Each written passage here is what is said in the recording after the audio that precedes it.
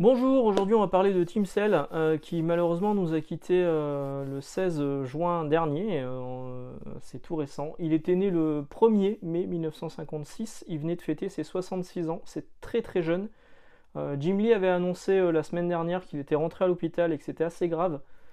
Et quelques jours plus tard, on a su qu'il était décédé, la famille a confirmé. Donc il est bel et bien décédé, on ne sait pas de quoi et sincèrement c'est pas le sujet. Le principal sujet, c'est qu'il est plus là, malheureusement, et qu'on ne pourra plus découvrir les œuvres de Tim Cell. C'est un artiste que j'aimais beaucoup parce qu'il avait vraiment son style graphique propre à lui, qui a su évoluer avec le temps. Au début, il y avait un petit peu de Kirby, il y avait, enfin, comme beaucoup, il s'est inspiré des plus grands, et puis il a fini par trouver son propre style qui avait explosé au moment de Long Halloween et surtout des projets couleurs qu'il y a eu chez Marvel. Là, j'ai vraiment trouvé il avait trouvé son style. Et c'est un artiste qui vraiment va manquer. Alors, il n'était pas non plus très prolifique. Il n'y avait pas énormément de sujets qui sortaient. C'était pas un artiste qu'on pouvait mettre sur une série régulière, même si Batman Long Halloween, on l'a vu, a duré tous les mois pendant un an. Ça a eu 12 numéros d'affilée, sans retard. Euh, mais c'était un artiste qui mettait du cœur dans ce qu'il faisait, qui était éminemment sympathique, que beaucoup ont pu rencontrer en 2001 et 2002. Il était venu sur l'île. Moi, je l'ai rencontré en 2001. Il a fait aussi album sur Paris. Enfin bref, on a eu plusieurs fois l'occasion de le rencontrer sur différentes venues en France. Et je sais que beaucoup l'ont croisé, que tout le monde sera d'accord avec moi. Il était éminemment sympathique. Il était vraiment ouvert à la discussion. C'est pas un artiste qui est juste là pour dessiner. Les dessins que j'ai là derrière, c'est lui qui les a réalisés. Il demandait zéro, rien du tout. Ça, c'était juste, ça lui faisait plaisir de le faire.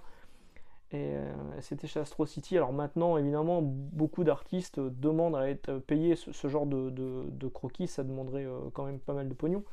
Mais c'est devenu un peu plus normal. C'est un peu plus rentré dans les mœurs. À l'époque, c'était pas vraiment le cas. Et même si certains le faisaient déjà, lui, il refusait de le faire. Après, peut-être qu'il l'a fait par la suite, mais à cette période-là, il refusait de le faire. Donc, on va faire un petit retour sur sa carrière. Alors, c'est pas forcément exhaustif. Je vais vous parler des plus gros titres sur lesquels il a travaillé. Euh, il y a des épisodes par-ci par-là dont je ne vais pas parler, mais c'est surtout les longues séries, les titres marquants sur lesquels il a bossé. Alors, il est apparu début des années 90, il a commencé sa carrière début des années 90. Avant ça, il essayait de percer, mais ça marchait pas vraiment. Il commençait à perdre un peu la foi. Il a travaillé dans une épicerie, je crois. Il a fini par être motivé de nouveau pour retravailler dans l'industrie du comic books. Et début 90, il sort Billy 99 au dessin, hein, c'est pas lui qui scénarise, chez Dark Horse Comics.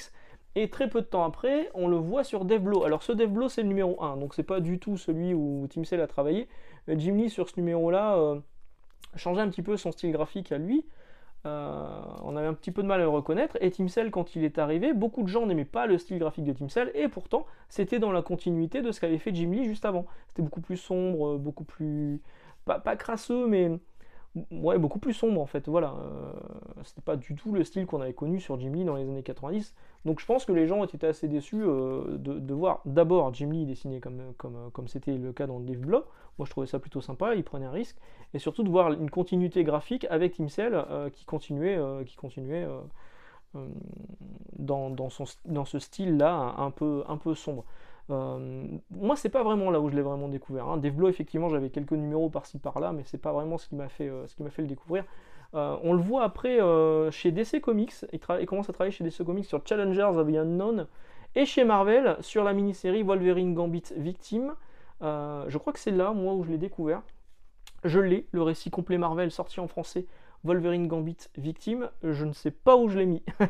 C'est-à-dire qu'en fait, j'ai énormément de comics à ranger là en ce moment. Il faut que je refasse un petit peu l'atelier parce qu'il y a des choses qui ne me vont plus.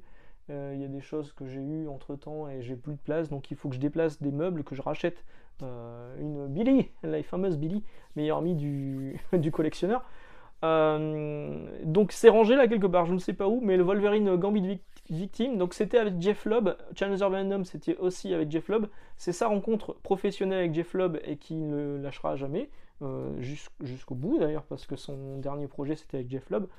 Euh, et Wolverine Gambit Victime, c'est une mini-série plutôt sympa. Maintenant, au niveau du trait, c'est vrai que c'était pas encore le Team Cell comme on l'a connu plus tard. Les visages étaient extrêmement déformés. Parfois, on avait un petit peu l'impression de voir du Tim Burton. Vous savez, les dessins de Tim Burton. On a un peu l'impression de voir ça dans le style graphique de Team Cell.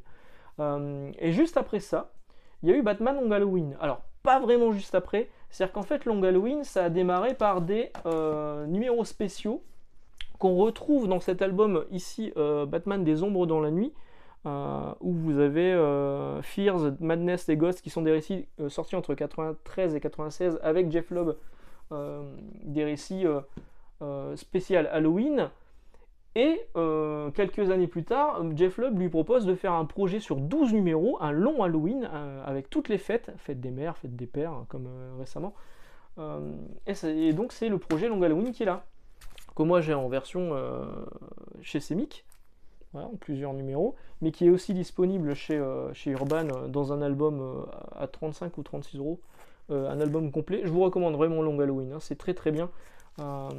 C'est vraiment une enquête, enfin j'ai fait une vidéo sur Long Halloween, je vous invite à aller voir la vidéo sur Long Halloween où j'en parle plus. Je parle également du coup de sa suite qui est Dark Victory, qui est juste là, et de son spin-off Catwoman des Ombres Catwoman One in Rome, qui est disponible à part, tout seul, ou alors dans Batman des Ombres dans la Nuit, vous l'avez également là-dedans. Hein.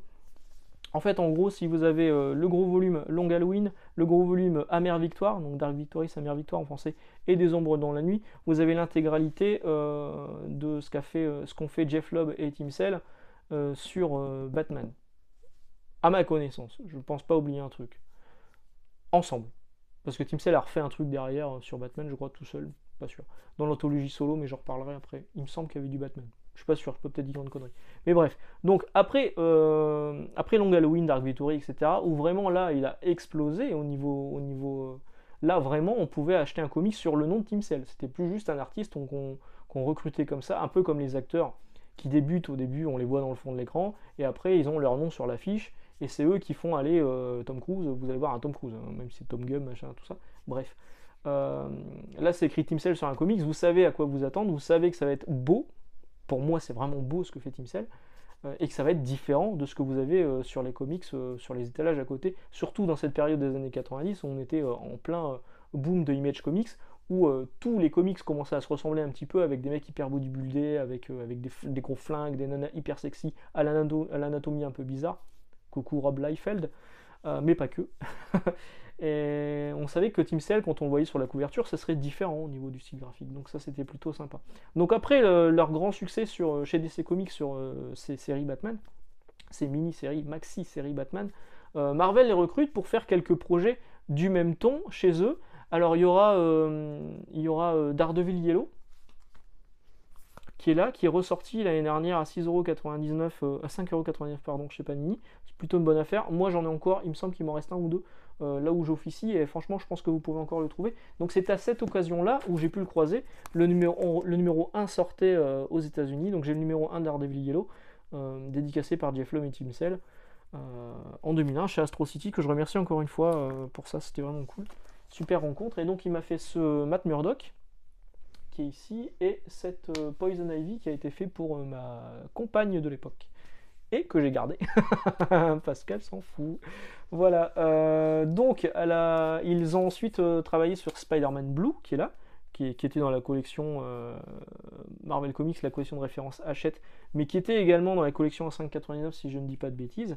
Ils ont fait également Hulk Gris. Alors celui-ci, je ne l'ai pas dans la collection, je pense qu'il va falloir un moment que je me le procure. Ça fait plusieurs fois que je me dis, ouais, un de ces quatre, je le prendrai. Bon, va vraiment falloir que je me le procure. Et j'ai pas non plus Captain America White, qui me chauffait moins à l'époque. Hein. Donc tout ça, c'était sorti chez Marvel. Chez DC, ils avaient aussi fait Superman for All Seasons, que j'ai pas. Je croyais l'avoir, je l'ai pas retrouvé. Je dois pas l'avoir. Donc va falloir que je me penche aussi là-dessus. Ensuite, il travaillera sur du Grendel. Il travaillera sur Superman Confidentiel, avec Darwin Cook. Alors Superman, Darwin Cook au scénario. Superman Confidential, ça a été traduit en France sous Superman Kryptonite. C'est un récit complet où vous avez les épisodes dessinés par Tim Sale et Darwin Cook, enfin Darwin Cook au scénario. Et donc là, c'est quand même assez emblématique parce que Darwin Cook nous a quitté fin d'année dernière.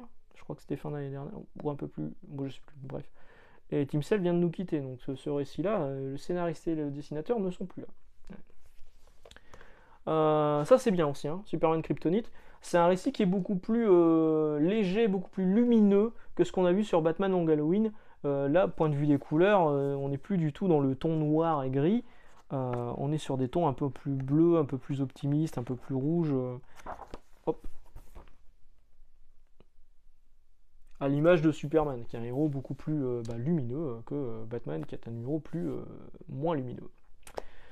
Voilà, donc ensuite il a eu en 2004, on lui a confié chez DC une anthologie qui s'appelait Solo. Alors, en fait, c'était une anthologie où on donnait carte blanche à un artiste qui invitait ses amis, les auteurs avec qui il voulait travailler. Le premier numéro, c'était donc Tim Sale qui a ouvert le bal. Et je crois que la couverture, on voit Catwoman dessus.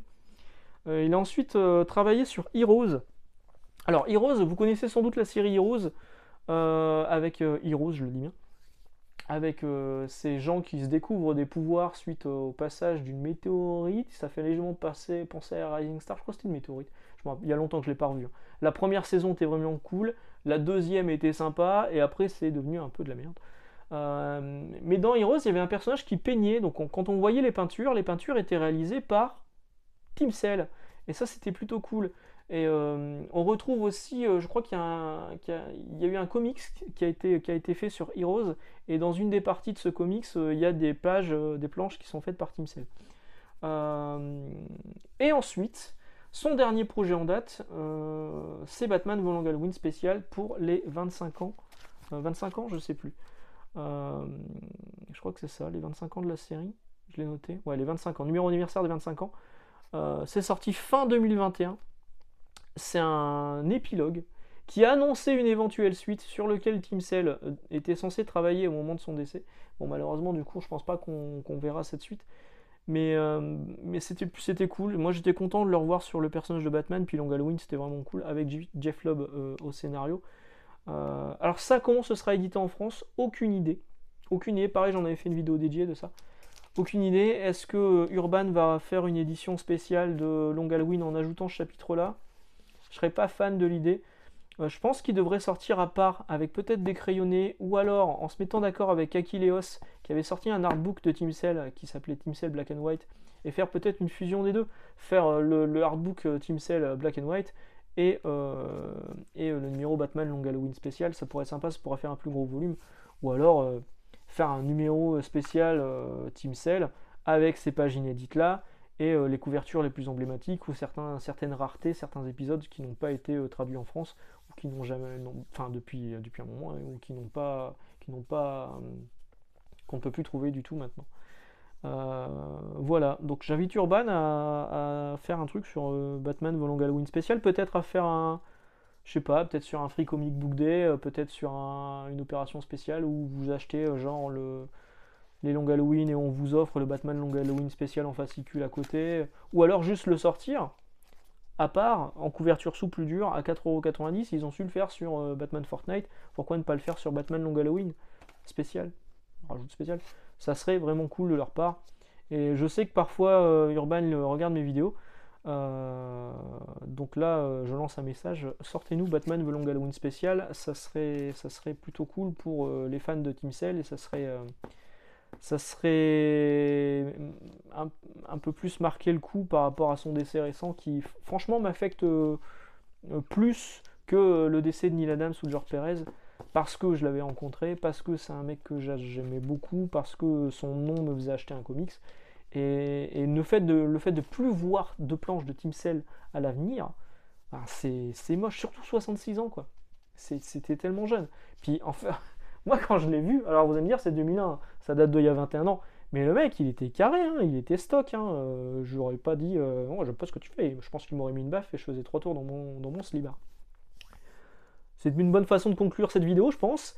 Team Cell va vraiment me manquer, Team Cell va vraiment nous manquer, je pense, va manquer à toute l'industrie.